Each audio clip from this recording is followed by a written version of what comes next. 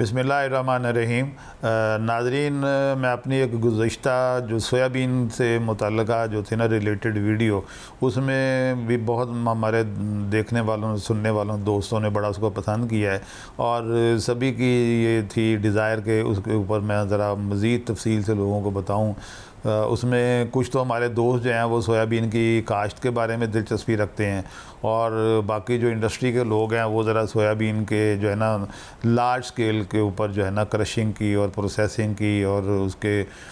उसकी जो प्रोडक्ट्स हैं उसमें ऑयल और मील जो शामिल हैं उनकी एक्सपोर्ट के बारे में जानना चाहते थे। तो मैं उसकी जो मेरी लास्ट वीडियो इस टॉपिक पर और आज के दरमियान जो इस दौरान में जो कुछ इम्प्रूवमेंट्स हुई हैं मैं उसके बारे में आपको बताता हूँ। वो ये है कि रिसेंटली ये कोई 2 हफ़्ते पुरानी ख़बर है कि पाकिस्तान के जो है ना तहकीकी अदारे जिसमें निपजी और जो है ना अयूब रिसर्च इंस्टीट्यूट जो फैसलाबाद में है, वहाँ पर जो है ना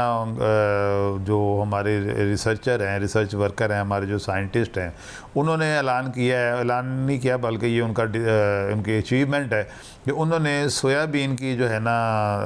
नई वैरायटीज़ इवॉल्व की हैं और उसके बारे में they are very much hopeful कि ये जो वैरायटीज़ हैं ये पाकिस्तान के जो मौसम है, सॉइल है, पानी है, एनवायरनमेंट है, इसके लिए वो बड़ा सूटेबल वैरायटी उन्होंने इवॉल्व की है और उनका दावा है कि ये पाकिस्तान में काश्त की जाएगी तो इसके बड़े अच्छे रिज़ल्ट आएंगे। तो नाज़रीन, ये जो है ना सोयाबीन का बारे में बेसिक सी मैं चीज़ बता देता हूँ जो सोयाबीन के बिज़नेस से डायरेक्टली अटैच नहीं है कि ये सोयाबीन की जो कीमत है ना ये इतनी हाई प्राइस्ड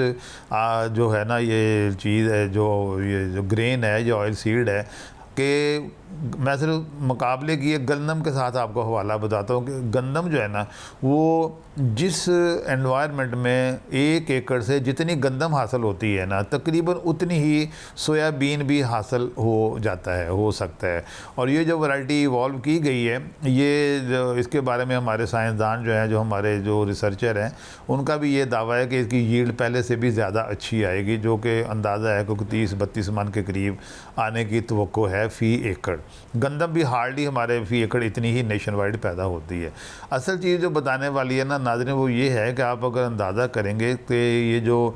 सोयाबीन की जो कीमत है ना इंटरनेशनल मार्केट में, अगर कराची की अगर डिलीवरी CNF जो बोलते हैं ना हम, CNF कराची जो सोयाबीन की पिछले अगर 8-10 महीने की एवरेज प्राइस लगाएं ना, चेक करें हम, वो तकरीबन $615-20 पर टन है, जबकि इसके मुकाबले में गंदम की जो कीमत है ना वो $200 से भी कम है। तो आप ये अंदाज़ा करें कि 3 गुना ज़्यादा कीमत वाली जो जिन्स है अगर वो हम अपनी ज़मीनों में काश्त करें तो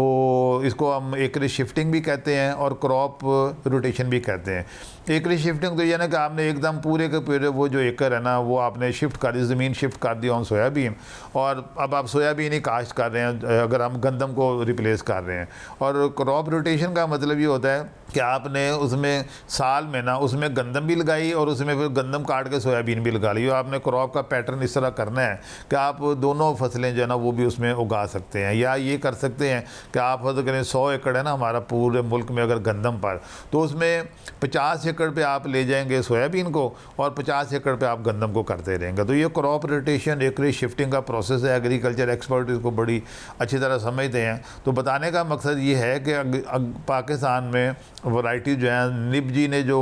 इवॉल्व की है, डेफिनेटली उन्होंने इसका जो जेनेटिक मेकअप है वो इम्प्रूव किया है। आई एम श्योर ये इसका भी डेटा मेरे पास मुकम्मल नहीं आया, मैं उसको हासिल करने की कोशिश कर रहा हूँ, जल्दी वो 2 समय दे देंगे तो उसकी फर्दर मैं आपको जेनेटिक मेकअप के बारे में बता दूंगा। और डेफिनेटली निपजी ने अगर काम किया तो उसमें उन्होंने जेनेटिक जो है ना इम्प्रूवमेंट की होगी और वो most probably through their genetic engineering facilities जो है ना वो अप्लाई करके तो जेनेटिकली इम्प्रूव्ड वैरायटी जो है ना वो इन्होंने बनाई है, जिससे बहुत ज़्यादा उम्मीदें वाबस्ता हैं। ये बड़े ज़िम्मेदार अदारे हैं हमारे निपजी और जो अयूब रिसर्च, दोनों अदारे बड़े पुराने हैं और बहुत ज़्यादा निपजी कंपैरेटिवली नया अदारा है, लेकिन यहाँ बहुत मेरे अच्छे दोस्त वहाँ बड़े एक्सपर्ट हैं जो दुनिया से बड़ी आला सतह की तालीम लेके आए हैं, रिसर्च का एक्सपीरियंस लेके आए हैं। हमें उनसे बड़ी उम्मीदें हैं कि इंशाल्लाह सोयाबीन की जो वैरायटी वो पाकिस्तान में इंट्रोड्यूस कराने जा रहे हैं, ये भी हमारी ज़राअत में एक खामोश सब्ज़ इनकलाब की बुनियाद बनेगी। आप ये देख लेना कि आप हमें 180-200 डॉलर वाली गंदम की जाए अगर हम 600 डॉलर वाली सोयाबीन पैदा करेंगे फ्रॉम द सेम लैंड, और जो सेम एक्सपेंसेस और उसकी कॉस्ट जो है वो गंदम वाटर जो उसकी जो है कंजम्पशन वो गंदम की या बराबर है सोयाबीन की या कम है, और जो उसका जो टेन्योर है ना, मेच्योरिटी का टेन्योर, वो तकरीबन गंदम के करीब करीब है। यानी अगर गंदम भी ज़मीन को अगर 4-5-6 महीने के लिए एंगेज रखती है तो सोयाबीन भी 5-6 महीने के लिए एंगेज रखेगी। 6 महीने के लिए फिर जो ज़मीन है वो अवेलेबल होगी for any other crop plantation. तो ये मैं समझता हूँ नाज़रीन को बहुत बड़ा ये एक अचीवमेंट है हमारे साइंसदानों की, हमारे रिसर्चर की। अब आगे जो एग्रीकल्चर एक्सटेंशन डिपार्टमेंट है जिनका काम होता है कि इस तरह की तहकीकात को आम ग्रोअर के जो डोर स्टेप पर उनको एजुकेट करना, उनको इन्फॉर्म करना, उनको डिटेल बताना, तो एग्रीकल्चर एक्सटेंशन डिपार्टमेंट जो है वो भी मेरा ख्याल है इसमें बहुत एक्टिव होगा और होना भी चाहिए, एक कौमी फरीज़ा समझते हुए भी और उनकी जॉब की जो है ना डिमांड समझते हुए भी। तो जल्दी से जल्दी हमें चाहिए हमारे सारी जो एग्रीकल्चर की जो चेन है, जो सर्विस प्रोवाइडर हैं, गवर्नमेंट के अदारे भी और जो प्राइवेट अदारे भी हैं, वो ग्रोअर को, फार्मर को, किसान को बताएँ, इसके फ़वाइद भी बताएँ और इसको काश्त करने के, क्योंकि ये नई क्रॉप है नए बहुत सारे फार्मर के लिए, तो इनको एक बेसिक एजुकेशन जो है ना, टेक्निकल एजुकेशन जो कि इसको प्लांटेशन, इसकी प्लांटेशन कब करनी है, किस मौसम में करनी है, किस तरह की सॉइल चाहिए, कौन सा वेदर चाहिए, बारिशों के हिसाब से इसको करना चाहिए, और जो इसका जो सारे जो हमारे एरियाज़ हैं बरानी भी और जो नहरी भी हैं उसके लिहाज से हर जगह पे इनको जल्दी से जल्दी हमारे ग्रोअर को एजुकेट करना चाहिए, इन्फॉर्म करना चाहिए, इसकी जो टेक्निकल प्रोडक्शन साइड पर भी और मार्केटिंग साइड पर भी और इसके जो माली फ़वाइद हैं वो भी इनको जल्दी से जल्दी बता देना चाहिए, ताकि हम इस एक बहुत ज़्यादा बेनिफिशियल क्रॉप की तरफ जल्दी से जल्दी शिफ्ट हो जाएं, कम नफ़ा बख्श फसलों से हम जान छुड़ाएं और ज़्यादा नफ़ा बख्श फसलों की तरफ हम जल्दी से जल्दी